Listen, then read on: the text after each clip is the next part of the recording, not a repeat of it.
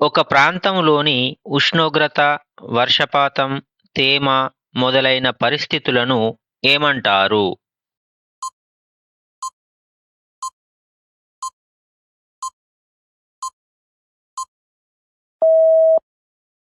వాతావరణం. ఒక ప్రాంతములో రోజువారీగా కనిపించే ఉష్ణోగ్రత, వర్షపాతం, గాలిలో తేమ, గాలి పీడనం వంటి లక్షణాలను సమగ్రంగా వాతావరణమని అంటారు. ఇది మన జీవన విధానాన్ని, వ్యవసాయాన్ని, సహజ వనరులను ప్రభావితం చేస్తుంది. క్రింది వాటిలో తమ స్వప్రయోజనాల కోసం పర్యావరణానికి హాని చేసేవి ఏవి?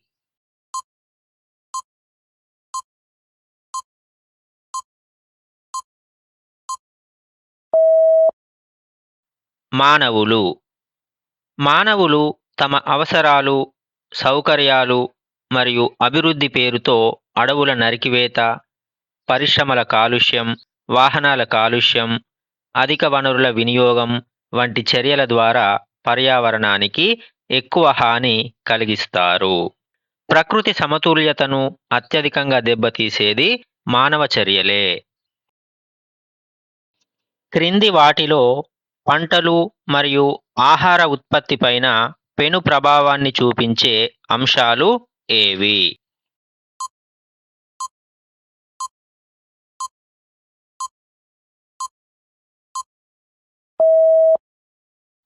పై రెండు సరైనవే.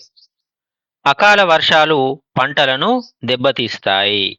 మొక్కలు నీటిలో మునిగిపోవడం లేదా కుళ్ళిపోవడం జరుగుతుంది. అలాగే సుదీర్ఘ వేసవికాలం అధిక వేడి కారణంగా నేల ఎండిపోవడం, నీటి కొరత పెరగడం వల్ల పంటల పెరుగుదలపై ప్రతికూల ప్రభావం చూపుతుంది. ఈ రెండు ఆహార ఉత్పత్తిని పెద్ద ఎత్తున తగ్గిస్తాయి. నీలి గ్రహం అంటే బ్లూ ప్లానెట్ అని ఏ గ్రహాన్ని పిలుస్తారు?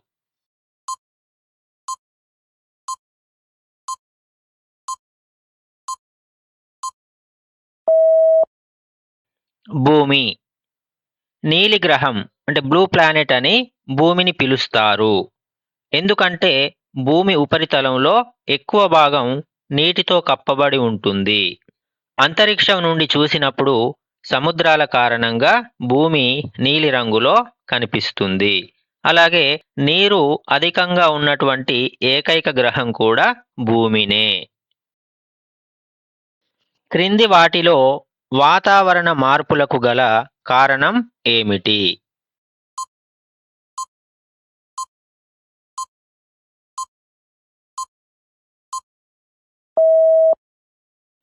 పైవన్నీ సరైనవే.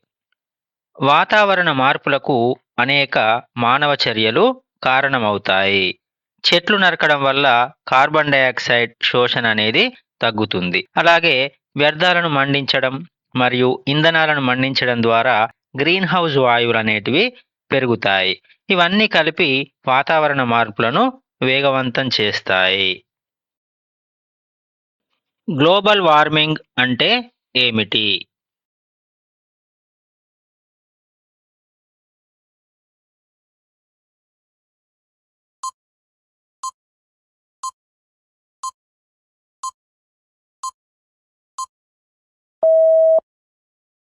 భూమి రోజురోజుకు వేడెక్కడం. గ్లోబల్ వార్మింగ్ అనేది భూమి యొక్క ఉపరితల ఉష్ణోగ్రత రోజురోజుకు క్రమంగా పెరుగుతూ ఉండేటటువంటి ప్రక్రియ. ఇది ప్రధానంగా గ్రీన్ హౌస్ వాయువుల యొక్క అధిక ఉద్గారాల వల్ల జరుగుతుంది. ఉష్ణోగ్రత పెరగడం వల్ల వాతావరణ మార్పులకు దారితీస్తూ పర్యావరణం, జీవవైవిధ్యం, వ్యవసాయం మరియు మానవ జీవనంపై తీవ్రమైన ప్రభావాన్ని చూపుతుంది. నేల, నీరు, గాలి కలుషితం కావడానికి గల కారణం ఏమిటి?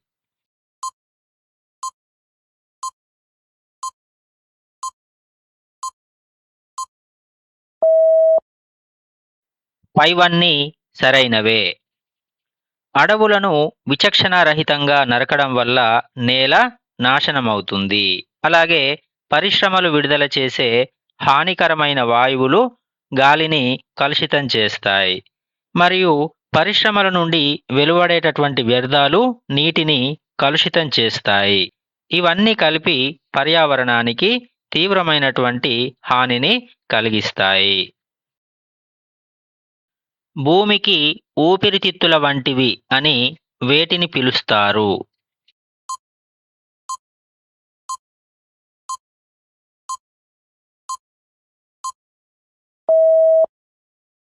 అడవులు. అడవులు గాలిలోని కార్బన్ డయాక్సైడ్ను గ్రహించి జీవుల శ్వాసక్రియకు అవసరమైనటువంటి ఆక్సిజన్ను విడుదల చేస్తాయి. ఈ ప్రక్రియ భూమి శ్వాస విధానంలా పనిచేస్తుంది. అందుకే అడవులను భూమి యొక్క ఊపిరితిత్తులుగా పిలుస్తారు. క్రింది వాటిలో వాతావరణ మార్పు యొక్క ప్రభావాలు ఏవి?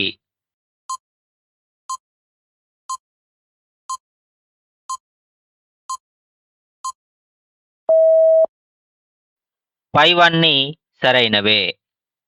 వాతావరణ మార్పుల వలన సకాలంలో వర్షాలు కురవక కరువు ఏర్పడుతుంది. కొన్ని సందర్భాలలో పెను తుపానులు మరియు సునామీలు కూడా సంభవిస్తాయి. అలాగే ధ్రువ ప్రాంతాలలో మంచు కరగడం వల్ల సముద్ర మట్టాలు పెరిగి సముద్ర తీర ప్రాంతాలు సముద్రంలో కలిసిపోతాయి. క్రింది వాటిలో గ్లోబల్ వార్మింగ్కు కారణం కానిది ఏది?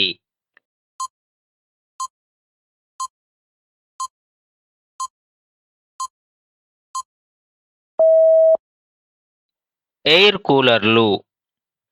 గ్లోబల్ వార్మింగ్ ప్రధానంగా గ్రీన్ హౌస్ వాయువుల ఉద్గారాల వల్ల జరుగుతుంది. ఎయిర్ కండిషనర్లు, రిఫ్రిజిరేటర్లు, మోటార్ వాహనాలు కార్బన్ డయాక్సైడ్ మరియు ఇతర హానికర వాయువులను విడుదల చేస్తాయి. కానీ ఎయిర్ కూలర్లు సాధారణంగా నీటి ఆవిరి ఆధారంగా పనిచేస్తాయి మరియు గ్రీన్ హౌస్ వాయువులు విడుదల చేయవు. వాతావరణ మార్పులపై ఎవరు చేపట్టిన ఉద్యమం అంతర్జాతీయంగా గుర్తింపు పొందింది?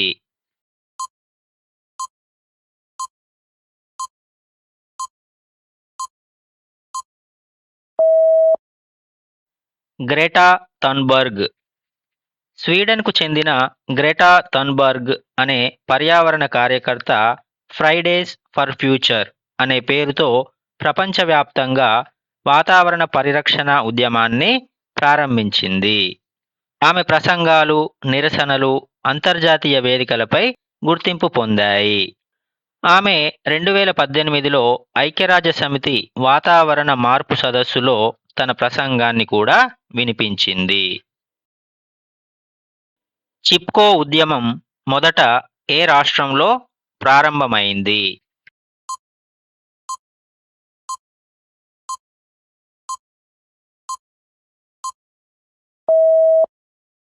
ఉత్తరప్రదేశ్. చిప్కో ఉద్యమం మొదట ఉత్తరప్రదేశ్ అంటే ప్రస్తుత ఉత్తరాఖండ్ రాష్ట్రంలో 1973లో ప్రారంభమైంది. ఇది గర్వాల్ హిమాలయాల ప్రాంతంలోని చమోలి జిల్లాలోని రేని గ్రామంలో మొదలైంది. చిప్కో ఉద్యమాన్ని సుందర్లాల్ బహుగుణ మరియు చండీ ప్రసాద్ భట్ ప్రారంభించారు. క్రింది వాటిలో కాగితం దేనితో తయారవుతుంది?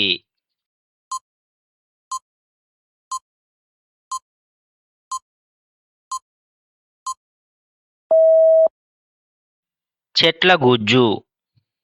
కాగితం సాధారణంగా చెట్ల కాండంలో ఉండే సెల్యులోజ్ గుజ్జుతో తయారవుతుంది. ఈ గుజ్జును శుద్ధి చేసి పలుచటి పొరలుగా మార్చి ఆరబెట్టడం ద్వారా కాగితం అనేది ఏర్పడుతుంది. ప్రపంచవ్యాప్తంగా కాగితం తయారీలో చెట్ల గుజ్జు అత్యంత ముఖ్యమైన ముడి పదార్థంగా ఉపయోగించబడుతుంది. చిప్కో ఉద్యమానికి సంబంధించి చిప్కో అంటే హిందీ భాషలో అర్థం ఏమిటి?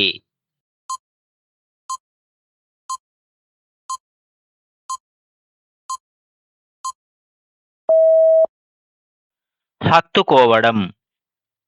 చిప్కో అనే హిందీ పదానికి హత్తుకోవడం లేదా ఆలింగనం చేసుకోవడం అనే అర్థం ఉంటుంది. చెట్లను నరికివేయకుండా కాపాడేందుకు గ్రామస్తులు ఆ చెట్లను హత్తుకుని నిలబడ్డందుకే ఈ ఉద్యమానికి చిప్కో అనే పేరు వచ్చింది. క్రింది వాటిలో వినాయక విగ్రహాలను దేనితో తయారు చేస్తారు?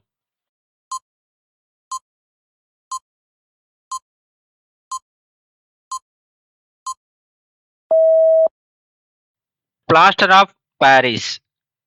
వినాయక విగ్రహాలను ప్లాస్టర్ ఆఫ్ ప్యారిస్ పిఓపితో తయారు చేస్తారు. వీటిలో హానికరమైన రసాయనాలుంటాయి. ఈ విగ్రహాలను నీటిలో నిమజ్జనం చేయడం వల్ల నీరు కలుషితమవుతుంది. ఇది ఆ నీటిలోని జీవరాశులపై తీవ్రమైన ప్రభావాన్ని చూపుతుంది. క్రింది వాటిలో భోజనం చేయడానికి పర్యావరణ హితం కాని ప్లేటు ఏది?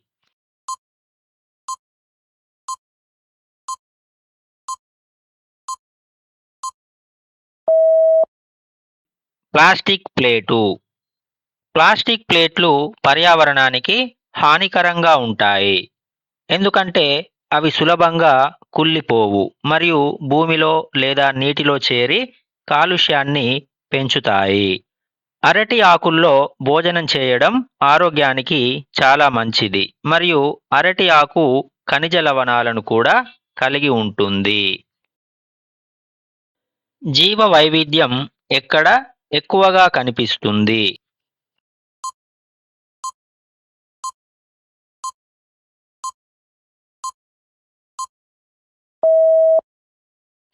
అడవులు. జీవ వైవిధ్యం అనేది అత్యధికంగా అడవులలో కనిపిస్తుంది.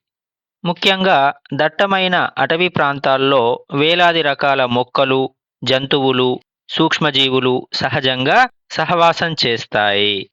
వాతావరణం, ఆహారం, నీరు సమృద్ధిగా ఉండడం వల్ల జీవులకు అనుకూలమైనటువంటి జీవావరణం ఏర్పడుతుంది.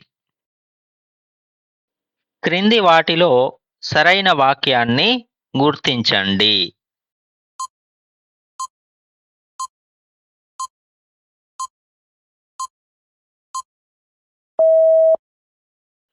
భూమి మీద ఉష్ణోగ్రతలు ప్రతి సంవత్సరం పెరుగుతున్నాయి. ప్రపంచవ్యాప్తంగా వాతావరణ మార్పుల కారణంగా భూమి మీద సగటు ఉష్ణోగ్రతలు ప్రతి సంవత్సరం పెరుగుతున్నాయి. ఇది గ్లోబల్ వార్మింగ్ ప్రభావం వల్ల జరుగుతుంది. క్రింది వాటిలో క్రిస్మస్ సందర్భంగా అలంకరణ కోసం ఉపయోగించే చెట్లు ఏవి?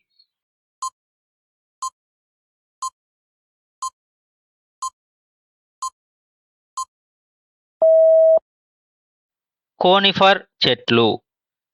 క్రిస్మస్ సందర్భంగా అలంకరణ కోసం సాధారణంగా కోనిఫర్ చెట్లను అంటే ముఖ్యంగా ఫర్, స్ప్రూస్, పైన్ వంటి చెట్లను ఉపయోగిస్తారు. వీటి ఆకారం మరియు ఎల్లప్పుడూ పచ్చగా ఉండే స్వభావం అలంకరణకు అనుకూలంగా ఉండడం వల్ల క్రిస్మస్ చెట్లుగా వీటి వినియోగం విస్తృతంగా ఉంది. వాతావరణ మార్పుల ప్రభావానికి ఎక్కువగా లోనయ్యేటటువంటి దేశాలు ఏవి?